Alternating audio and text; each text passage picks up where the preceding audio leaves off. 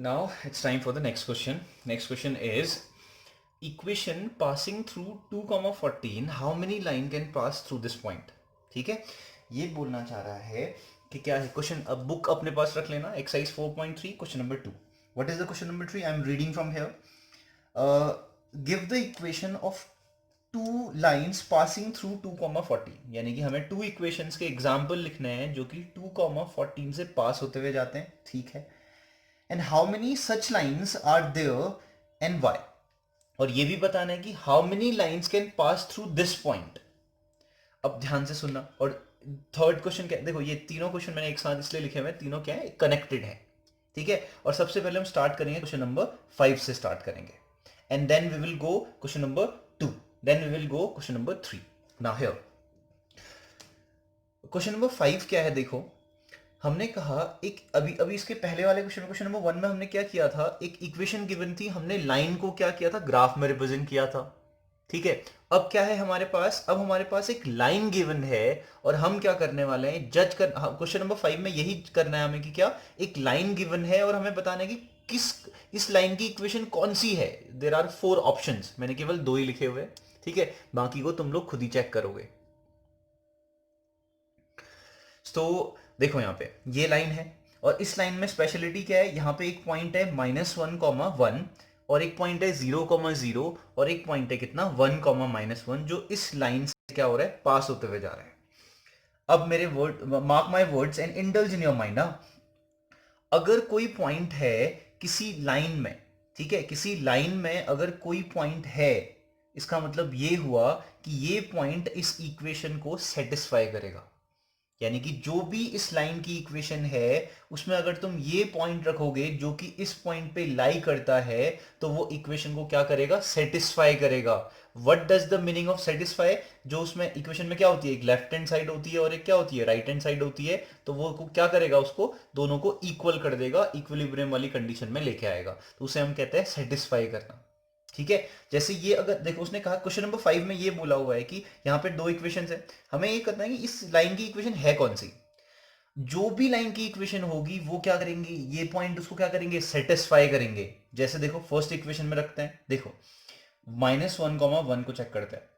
-1, 1, तो ये तो पता ही है हमें, ये वाला फर्स्ट वाला x एक्सिस वाला पार्ट है, दूसरा वाला y एक्सिस वाला पार्ट है. तो x की वैल्यू क्या है, -1, और y की वैल्यू क्या है, +1. ठीक है, ये रहा पॉइंट. चलो चेक करते हैं.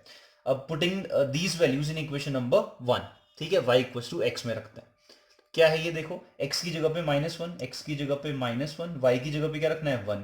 क्या 1 और -1 आपस में इक्वल होते हैं, no, definitely no. Hence this equation is not of this line. ठीक है, इसको भूल जाओ, दूसरी इक्वेशन में आओ, x + y = 0. चलो चेक करते हैं, कोऑर्डिनेट्स क्या है, फिर से वही -1, 1.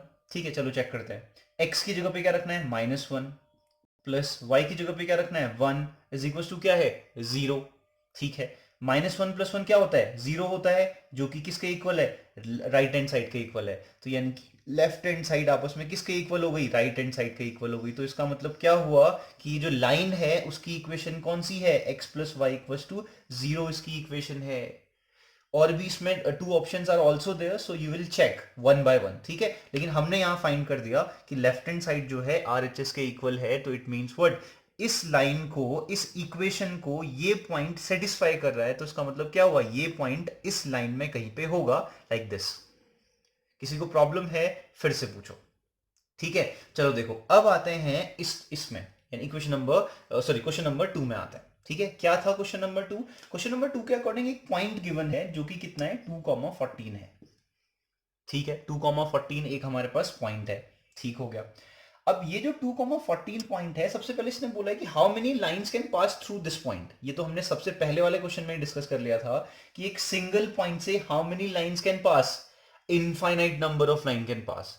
तो इसका एक आंसर तो ये हो गया, an infinite number of passes through a point, hence from 2, 14 जो कि क्या है अपना आप में, that is a single point. तो क्या होगा यहाँ पे, इनफाइनाइट नंबर ऑफ लाइन क्या होंगी, पास होते हुए चलेंगे. First is first. Next is what, अब इक्वेशन का नाम भी तो लिखना है.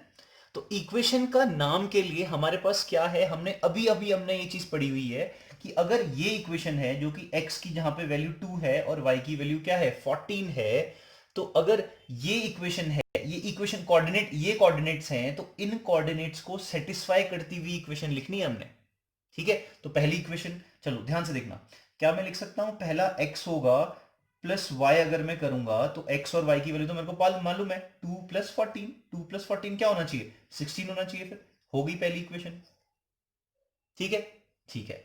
अब दूसरी इक्वेशन कुछ भी लिख लो ना, देखो x की जगह पे 2 है, तो ध्यान माइंड में सेट होना चाहिए, x की जगह पे 2 है तो x यहां पे लिखा मैंने, 2 यहां पे लिख दिया।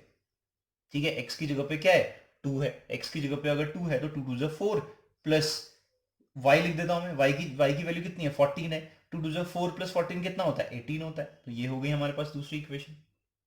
ठीक है, तो यानी कि तीसरी इक्वेशन की बात करूं, यानी ऐसे करके कितनी भी इक्वेशंस तो बना सकते हो। ठीक है, मैं इसको x = 2 भी लिखूं तो भी अपने आप में एक इक्वेशन बन गई है। ठीक है, y = 14 लिखूं तो भी एक इक्वेशन बन गई है। तो यानी कि 1 2 3 4, x = 2 क्यों लिखा, x की वैल्यू 2 थी इसलिए लिखा। y = 14 क्यों लिखा, y की वैल्यू 14 थी इसलिए लिखा। ठीक है, तो ऐसे ही कुछ करके तुम क्या कर सकते हो, इनफाइनाइट नंबर ऑफ इक्वेशंस बना सकते हो अपने मन से।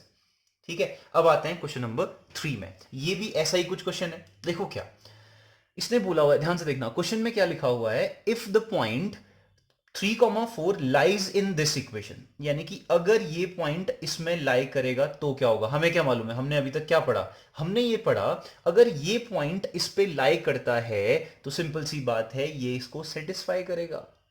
ठीक है, तो इसका मतलब क्या, बिकॉज 3,4 लाई इन इक्वेशन क्या है, 3y = ax + 7, हेंस व्हाट, हमें क्या मालूम है, हमें ये मालूम है अगर x की वैल्यू 3 है, y की वैल्यू 4 है, तो इसमें रखेंगे तो ये क्या करेगा, सेटिस्फाई करेगा, लेफ्ट हैंड साइड और राइट हैंड साइड इसके इक्वल होंगे।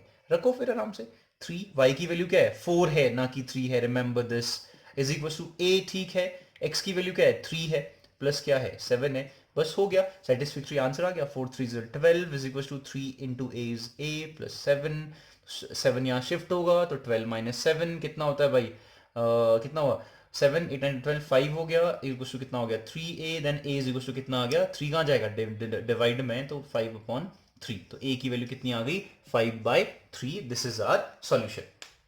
ठीक है, बहुत ही सिंपल था। ठीक है, ऐसा क्यों किया ये अभी हमने एक्सप्लेनेशन कर दिया। Next question number 4, question number 4 क्या है, देखो, taxi fare in a city is as follows. एक टैक्सी फेयर के बारे में डिस्क्रिप्शन दिया हुआ है, तो शॉर्ट शॉर्ट मैंने यहां पे लिख दिया। टैक्सी फेयर में क्या लिखा हुआ है, for first kilometre the fare equals to 8 rupees. यानी कि किसी गाड़ी में अगर तुम जाते हो तो वो फर्स्ट किलोमीटर के लिए, भले तुम 20 किलोमीटर जाओगे तो फर्स्ट किलोमीटर के लिए कितना रुपये लेगा, 8 रुपये लेगा। फिर क्या बचा, 20 किलोमीटर गए थे तुम तो 19 किलोमीटर बचा, फिर 19 किलोमीटर में 1 किलोमीटर के लिए लेगा वो 5 रुपीज। ठीक है, तो ऐसा कुछ फेयर इसने फिक्स किया हुआ है टैक्सी ड्राइवर ने। सब्सिक्वेंट डिस्टेंस का मतलब क्या है, उसके आगे की डिस्टेंस के बारे में बोला हुआ है। ठीक है, तो हमें इसकी क्या करनी है, एक लीनियर इक्वेशन बनानी है। कैसे बनाएंगे, ध्यान से देखना फिर से, जिसको समझ में नहीं आया देखो, let's just say this is a distance, यहाँ पे कोई डिस्टेंस है। ठीक है, तो टैक्सी वाला क्या करता है, फर्स्ट किलोमीटर यानी कि यहां से यहां तक सपोज करो कि 1 किलोमीटर है, तो ए पॉइंट से लेकर के बी पॉइंट जो कि 1 किलोमीटर तक जाने के लिए वो कितना रुपए लेता है, 5 रुपीज, सॉरी 8 रुपीज लेता है। ठीक है, 8 रुपीज लेता है। जैसे ही तुम यहां से अब एक 1 किलोमीटर जाओगे तो ठीक हो गया, 8 रुपीज दिए, खत्म हो गई बात, खत्म हो गई। लेकिन 8 किलोमीटर न जाकर के अगर तुम इससे ज्यादा चल रहे हो, ठीक है, तो अगला जैसे ही किलोमीटर आएगा तो वो 1 किलोमीटर के कितने रुपए लेगा, 5 रुपीज लेगा। फिर 2 किलोमीटर से कितना लेगा, 10 रुपीज लेगा, 5 × 2, ठीक है, 5 × 2 लेगा। फिर 3 किलोमीटर के लिए कितना लेगा, 5 × 3, 4 किलोमीटर के लिए कितना लेगा, 5 × 4, तो ऐसे ही सो ऑन, जितना भी तुम चलोगे उतना वो लेता जाएगा। ये है सिचुएशन। तो यानी कि 1 किलोमीटर के लिए 8 है तो 2 किलोमीटर के लिए कितना होगा, 8 + 5 होगा। ठीक है, 16 रुपीज नहीं लेगा वो, 8 2 16, वो क्या करने वाला है, 1 किलोमीटर के लिए 8, अगले वाले के लिए 5, तो टोटल कितना हो गया, 8 + 5, ऐसा कुछ वो चार्ज करने वाले। लेकिन हमारी सिचुएशन कुछ अलग है अभी, देखो क्या है, let's just say distance is x kilometre, हमें नहीं पता वो कितना चला, हमने सपोज कर लिया वो चला है a पॉइंट से लेकर के b पॉइंट तक का चला है, और वो टोटल डिस्टेंस है हमारे पास x किलोमीटर। ध्यान रखना ये चीज बहुत इंपॉर्टेंट है, ये रहा x किलोमीटर की टोटल हमारे पास क्या है, डिस्टेंस है। अब इतने पूरी डिस्टेंस का तो सेम किराया है नहीं, फर्स्ट किलोमीटर के लिए तो 8 रुपीज ही लेने वाला है। तो लेट्स जस्ट से यहां पे तक उसका 1 किलोमीटर पूरा हो जाता है, ए से लेकर के डी पॉइंट तक का। यानी कि ये कितना है, 1 किलोमीटर है, समझ लो ये 1 किलोमीटर है। लेकिन वो 1 किलोमीटर अगर ये है, ये पूरा x किलोमीटर है, तो ये कितना किलोमीटर हो गया, फिर x में से 1 को हटा देंगे, है ना। तो यानी कि ये कितना किलोमीटर बचा, फिर x-1 किलोमीटर बचा, ये तो डिस्टेंस बची। ठीक है, ये 1 किलोमीटर है, ये क्या है, x-1 किलोमीटर है। ठीक है, अब ध्यान से देखना। अब देखो 1 किलोमीटर के लिए चार्ज है कितना, 8 रुपीज। 1 किलोमीटर के लिए चार्ज कितना है, 8 रुपीज। तो वो 1 किलोमीटर के लिए सिंपल सी बात है 8 रुपीज देगा, इंटू 8 देगा। ठीक हो गया, इतने रुपीज वो देने वाला है। ठीक है, अब जैसे ही ये डी पॉइंट को क्रॉस कर देता है, यानी कि 1 किलोमीटर क्रॉस करता है, अगर केवल 1 किलोमीटर चलता इसके बाद, डी पॉइंट के बाद, तो उसको 5 रुपीज देने पड़ते। 2 किलोमीटर चलता तो 5 इंटू 2 देना पड़ता। 3 किलोमीटर चलता तो 5 इंटू 3 देना पड़ता। कितना चला है, x-1 किलोमीटर चला हुआ है, तो कितना देना पड़ेगा, 5 into x-1 kilometre, sorry 5 into x-1 rupees देने पड़ेंगे उसे। बस यही कॉन्सेप्ट था। तो उसने टोटल, अगर x किलोमीटर कोई चलता है तो उसने कितनी डिस्टेंस का, तो उसे कितना फेयर देना पड़ेगा, 8 इंटू 1, और क्या 5 इंटू x-1 देना पड़ेगा। ठीक है, चलो देखो क्या हमारे अकॉर्डिंग टोटल फेयर कितना आ गया। फिर डायग्राम को अगर हम समझ गए हैं तो हमारे अकॉर्डिंग टोटल फेयर कितना आया, देखो फर्स्ट किलोमीटर के लिए वो कितने रुपीस देगा, 8 रुपीस देगा।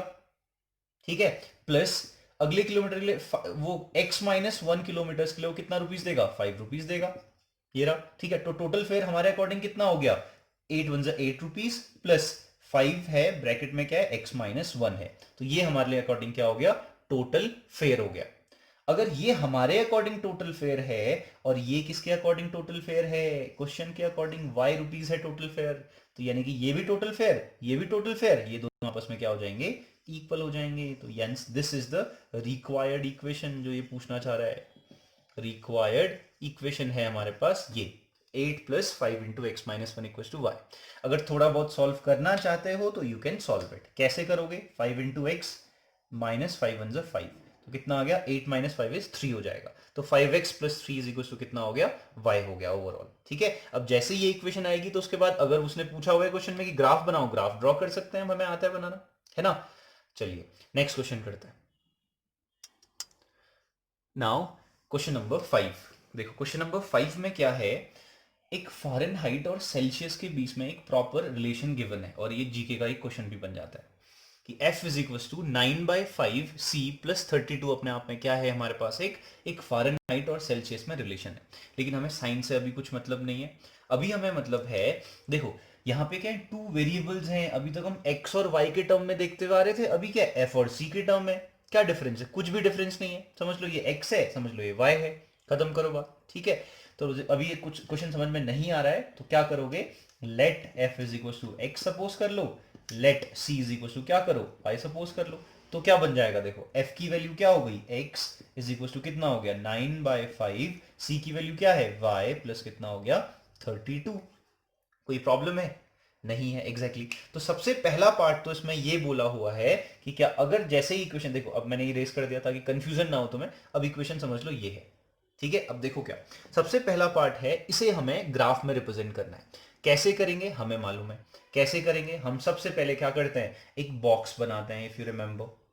ठीक है, बॉक्स बनाने के बाद हमें how many points we need, 2 points, we need only 2 points. 2 points कैसे मिलेंगे, चलो ऐसे मिल जाएंगे इजीली।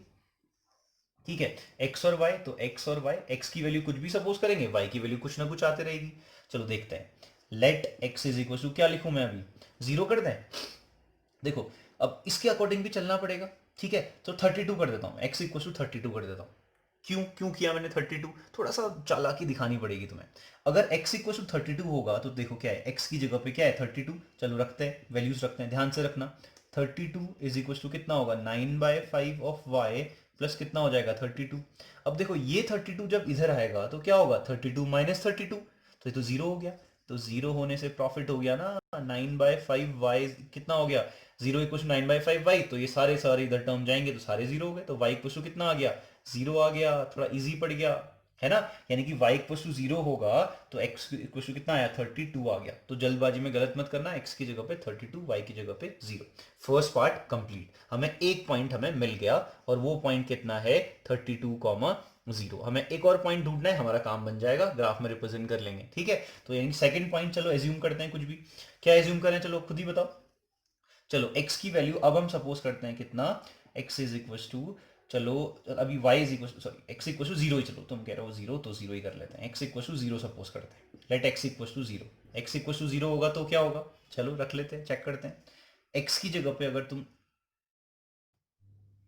देखो, कुछ भी तो हम रख सकते हैं, ठीक है, कुछ भी नंबर रख सकते हैं x की जगह पे, लेकिन हम ऐसा कोई नंबर रखने वाले हैं जो 9 से डिवाइड हो जाए, याद रखो ये चीज, क्यों, क्योंकि 9 क्या होगा लास्ट में, डिवाइड करेगा, ठीक है। 32 सब्ट्रैक्ट भी होगा, फिर क्या 32 में कुछ ऐड करके या सब्ट्रैक्ट करके 9 से कोई डिवाइड होने वाला नंबर हो सकता है, हो सकता है, डेफिनेटली हो सकता है। क्या हो सकता है, 9 4 से कितना होता है, 36 होता है, 36 कितना कम है, 4 कम है, तो यानी कि यहाँ पे मैं x की जगह पे -4 रख देता हूँ, फिर लेट x इक्वल टू -4। अगर तुम्हें लग रहा है कि -4 क्यों भाई, 20 से 27 बेस पे काम कर लेते हैं। देखो, x की जगह पे रखने को तुम कुछ भी रख सकते हो, लेकिन सोचो अगर कोई ऐसा नंबर रखो कि 32 जब यहाँ पे आए सब्ट्रैक्ट हो और वो 9 से इजीली सॉल्व हो जाए तो ज्यादा बेनिफिट होगा, वरना तुम कुछ भी रख सकते हो, नो इश्यूज, 1 रखोगे तब भी चल जाएगा, डेसिमल में आएगा तो भी चल जाएगा, ठीक है, ध्यान रखना इस चीज को। चलो मैं यहाँ पे रखने वाला हूँ x इज इक्वल टू, चलो 9 3 से 27 होता है, तो 32 में कितना सब्ट्रैक्ट करूंगी, 27 होता है, मैं ये सोचता हूँ 29 5, तो x इक्वल टू मैं रखने वाला हूँ 5। चलो देखो उसका बेनिफिट क्या होने वाला है, पहले देख लेना।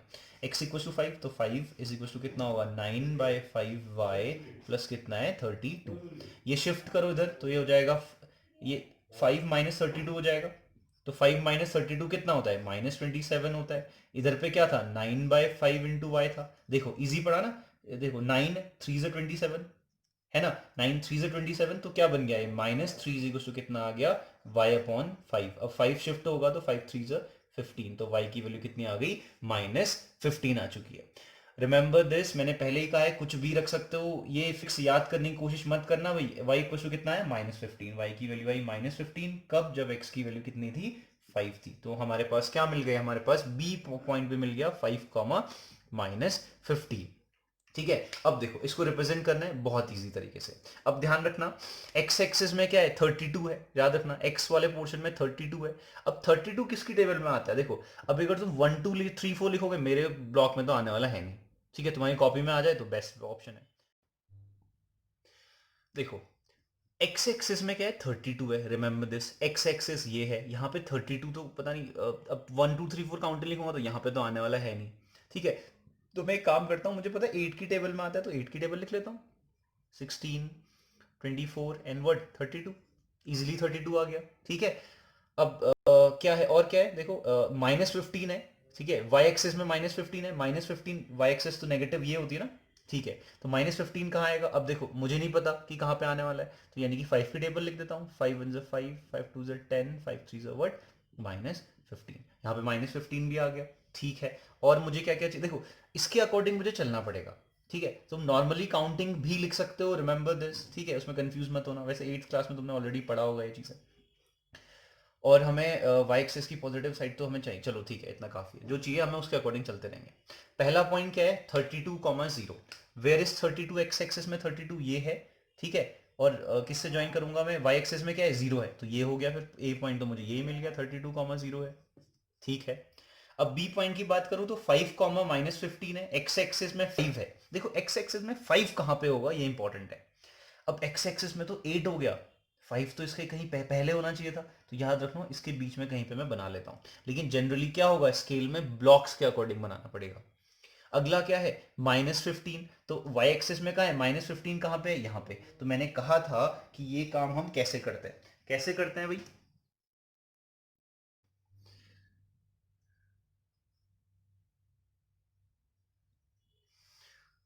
चलो ये मैंने तुम्हें बताया था कैसे काम करता है। देखो ये सब कंजेस्टेड हो रहा है हमारा, ठीक है, लेकिन तुम कॉपी में क्या कर सकते हो, इसकी जगह पे 5 10 15 20 25 30 ऐसा कुछ कर सकते हो। यहाँ पे क्या कर सकते हो, 1 2 3 4 करके काउंट काउंट कर सकते हो, या फिर क्या 2 4 6 8 करके काउंट कर सकते हो, दैट्स योर विश, या 3 की टेबल लिख सकते हो, ठीक है। लेकिन यहाँ पे कंजेस्टेड है, लेकिन फिर भी हम क्या करेंगे, एक्यूरेट बनाने की पूरी कोशिश करेंगे। यहाँ से एक स्ट्रेट लाइन आएगी और 15 से भी एक स्ट्रेट लाइन जाएगी, तो ये वाला पॉइंट जो इंटरसेक्टिंग पॉइंट है वो हमारा पॉइंट हो गया B, which is called what 5, -15, याद रखना ये चीज। एक पॉइंट आ गया ए और दूसरा पॉइंट आ गया क्या, 5, -15, ठीक। अब काम क्या होता है, इन दोनों लाइंस को ज्वाइन करने का काम होता है, ऐसे कुछ करके, तो ये हमने ज्वाइन कर दिया, तो ये हमारी क्या आ गई, ये जो स्ट्रेट लाइन है वो स्ट्रेट लाइन कैसी स्ट्रेट लाइन है, यानी कि ये वो स्ट्रेट लाइन है ऐसी कुछ, x equal to 9/5 y plus 32 वाली स्ट्रेट लाइन ऐसी कुछ आई हुई है। ठीक है, अगर तुम यहाँ पे जो ये जो डेटाज हैं उनको कम से कम अगर रखोगे तो ज्यादा एक्यूरेट आएगा तुम्हारा आंसर। ठीक, तो ये हमारा ग्राफिक, लेकिन याद रखना जो इक्वेशन है, जो लाइन है वो हमेशा ऐसी ही जाएगी। ठीक है, तुम कैसे भी कोऑर्डिनेट्स ले लो। चलो आगे बात करते हैं। देखो this is the first answer. अगला आंसर, अगला क्वेश्चन क्या है, हमसे पूछा हुआ है कि सेल्सियस, डिग्री सेल्सियस में एक 30 डिग्री सेल्सियस जो टेम्परेचर होगा उस कंडीशन में फ़ारेनहाइट की वैल्यू क्या होगी पूछा होगा। ठीक है, तो यानी कि हमारे पास क्या था, F is equal to 9/5 of C plus कितना है 32, ये हमारे पास इक्वेशन थी। उसने कहा जब सेल्सियस की वैल्यू कितनी होगी 30 डिग्री होगी तो फ़ारेनहाइट की वैल्यू क्या होगी ये पूछ रहा है।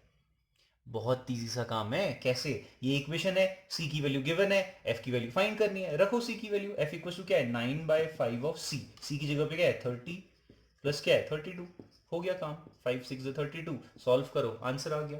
ठीक है, और इसके बाद जो छोटे मोटे क्वेश्चन है वो तुम खुद कर सकते हो, और एक क्वेश्चन बचा f is equal to c वाला portion. f is equal to c मतलब क्या, फ़ारेनहाइट और सेल्सियस दोनों आपस में इक्वल, क्या ऐसा हो सकता है, या होगा तो कौन से टेम्परेचर में होगा वो ये पूछना चाह रहा है। ठीक है, तो उसके लिए हमें कुछ नहीं करना, साइंटिफिकली नहीं देखना है हमें, हमें पता है f is equal to 9/5 of c plus 32 है।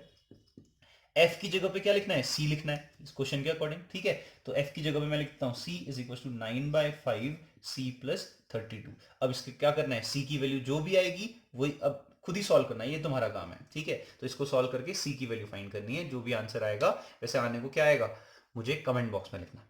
ठीक है, चलो, और कोई डाउट्स हैं तो पूछ लेना।